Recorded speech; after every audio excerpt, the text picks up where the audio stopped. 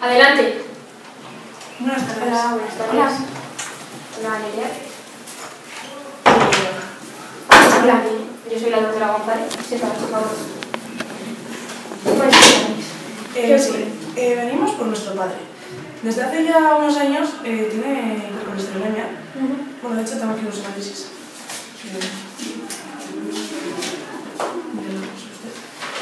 Y nada, o sea, hace un par de semanas a un vecino nuestro le dio un infarto, a causa de la hipercolesterolemia.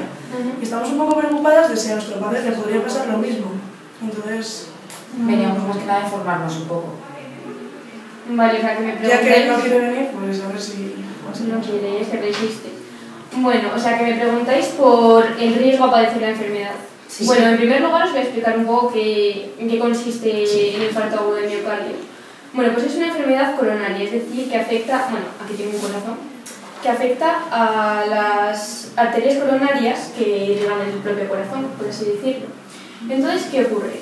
Pues que se produce un estrechamiento de esas arterias y, por tanto, se produce una falta de riego de sangre al corazón y eso produce una falta de oxígeno que produce que se creen regiones isquémicas.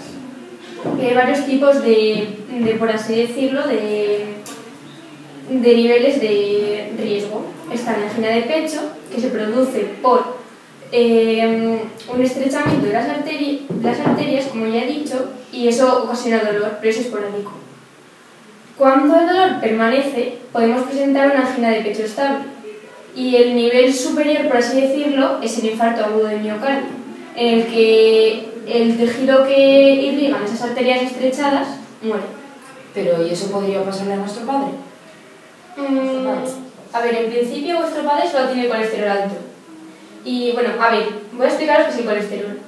El colesterol es un lípido, en concreto es un éster, que está transportado por dos lipoproteínas, HDL y LDL. HDL está conocida como el colesterol bueno, que recoge el colesterol de todos los tejidos para llevarlo al hígado y que ahí se destruya. Y está el LDL, que está conocido como el colesterol malo, que se encarga de transportarlo del hígado al resto de los tejidos y va circulando por la sangre. Entonces, en nuestro organismo necesitamos el colesterol, vaya. El problema es cuando se encuentra en exceso, porque el colesterol es necesario para realizar funciones como la transformación de la vitamina D para la protección de la piel contra el sol, para síntesis de hormonas sexuales, para un montón de cosas que son imprescindibles, pero cuando superamos los niveles, ¿qué va a pasar? Pues que se va a acumular en las arterias y va a formar placas de ateroma. Y esto es lo que podría provocar el posible infarto por isquemia. O sea que por colesterol alto puede sufrir nuestro padre un infarto de miocardio. Eso creemos, porque creemos que es un factor de riesgo. Sí, en concreto ahora mismo en nuestro hospital estamos haciendo una serie de estudios de la relación de la hipercolesterolemia, que es cuando los niveles superan los normales, es decir, más de 200 miligramos partido decilitro, con el desarrollo de esta enfermedad.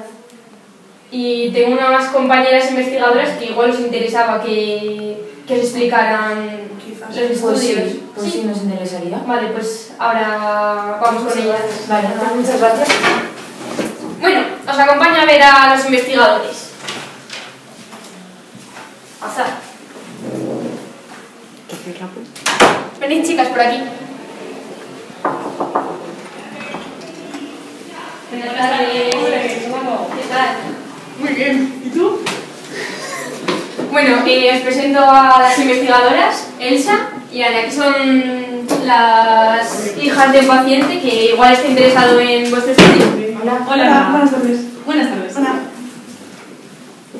Bueno, chicas, sí, ¿qué os ha traído por aquí?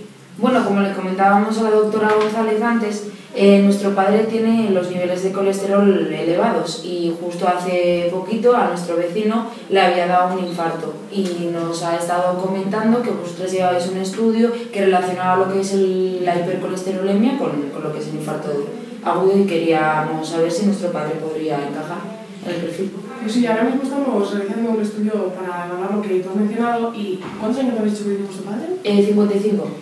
Pues sí, bueno, la verdad es que entra bastante bien en el perfil porque estamos estudiando a hombres y a mujeres del País Vasco, como aquí, entre 50 y 75 años más o menos. Así que sí que podría entrar en el estudio, lo único que necesitamos recoger otra serie de variables. Bueno, ¿sabéis qué tipos de estudio epidemiológicos se pueden realizar? ¿O sabéis un poco de qué estamos hablando? Ensayos clínicos o cosas así, ¿no? Así que de oídas, no sé. Sí, bueno, es uno de los tipos, sí, es uno de los tipos que existe, pero nosotros vamos a realizar un estudio de cohortes o de seguimiento porque como tenemos una patología que se da muy a menudo, queremos partir de la exposición a nuestro factor de riesgo, que sería la hipercolesterolemia. ¿Y de qué trata? O sea, de cohortes. No Mira, me nunca yo te lo explico. En un estudio de cortes lo que tenemos son dos grupos, ¿vale? El grupo de expuestos, que serían los de niveles altos de colesterol, y el grupo de no expuestos, que serían los niveles normales. Entonces, cogemos a todo ese grupo y les observamos durante un tiempo. Nosotros vamos a coger 5 años, es decir, un tiempo de seguimiento que nosotras decidimos. Y al final de esos 5 años vemos las personas que han desarrollado infarto agudo de miocardio y los comparamos, los que tenían los niveles altos de los que no tenían niveles altos. Pero no solo cogemos estos datos, es decir, necesitamos más, como viene a ser la edad, el peso, hábito tabáquico, niveles de HDL de todos los pacientes. Ah, mira, pues creo que nosotros tenemos el análisis aquí de... Sí, lo que pasa, o sea, está muy bien, lo que pasa es que nosotros no podemos utilizarlo, porque si cogemos diferentes análisis, es decir, necesitamos analizar a todos los pacientes a la vez y con los mismos métodos para evitar un sesgo de información. En cuanto a las variables que modifican el riesgo, las variables confusoras, la edad, el sexo y los antecedentes familiares los vamos a dejar registrados en la historia clínica. La tensión arterial vamos a medirla mediante un esfingomanómetro. Los niveles de HDL realizaremos un análisis de sangre.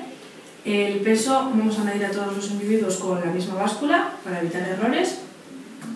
Y el hábito tabáquico, como los pacientes suelen mentir en este aspecto, es decir, que digan que fuman y luego en realidad, que digan que no fuman y luego en realidad sí que lo hacen, vamos a medir los niveles de ácido nicotínico en la orina del paciente. Bueno, nuestro padre no fuma, así que tampoco... Pero no es por él precisamente, sino por otros pacientes. Claro, yo fumo 2 pastillos al día, no sé qué. Y en realidad se fuman un paquete. Para medir la cantidad de tabaco. Eso es. Y una pregunta, ¿para qué los datos que he dicho antes de la edad y todo eso, para qué necesitáis tantos datos? Muy bien, pues todos esos datos los necesitamos analizar porque pueden ser factores de confusión, es decir, factores que puedan modificar el riesgo. Por ejemplo, si tu padre tiene una edad... ¿Cuántos años tenía vuestro padre? 55. Es mucho más probable que desarrolle un infarto una persona de 55 años que alguien de 25 años, por ejemplo. Entonces, como puede afectar, queremos tener todos estos datos recogidos. Vale. Más que nada para saber qué otras variables podrían estar influyendo en los resultados que vamos a ver con nosotras. Eso es. Entonces, bueno, si no tenéis alguna otra pregunta... Sí, a ver, esto ya es por curiosidad, ¿eh? Y de simples números, ¿cómo conseguís sacar resultados así de esto tiene relación, lo otro no? O sea, de simples números no... Vale, pues hay que realizar una serie de cálculos, ¿vale? Nosotros hemos comenzado por las medidas de frecuencia. Entonces, una de ellas es ver el número de casos. Las personas que después de los 5 años han desarrollado un infarto, luego la prevalencia, que consiste en... es un cálculo en el que hay que coger el total de casos, los casos antiguos de infarto con los nuevos, y dividirlo entre el total de la población. También una razón entre los que presentan la enfermedad del infarto, entre los que no la presentan, y hacer un cálculo de incidencia para ver la aparición de casos nuevos. Al ser un estudio de cohortes que tenemos un tiempo fijado, el de 5 años que os comenté antes, utilizamos la incidencia acumulada. Entonces, bueno, una vez que tenemos todos estos datos, pues lo que hacemos es, estos datos sobre todo nos van a dar información sobre la enfermedad y esa enfermedad en relación a nuestro grupo que hemos tenido.